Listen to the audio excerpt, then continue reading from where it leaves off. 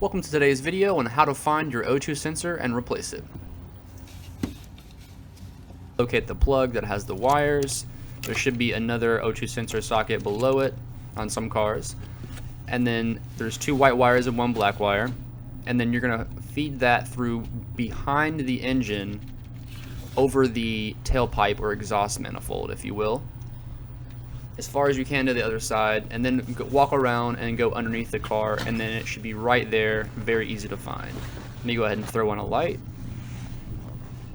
And mine was stuck. As you can see, it feeds right through there, and you just twist it on out and twist it back in. I had to hit it with the blowtorch on the bottom there so I could get the threads to unlock, and then it literally just came out, simple as that. You use a 7/8 O2 sensor socket, or you could just use a flare nut wrench, 22mm, or a boxed end wrench was the best bet, really, and then tapping that with a hammer.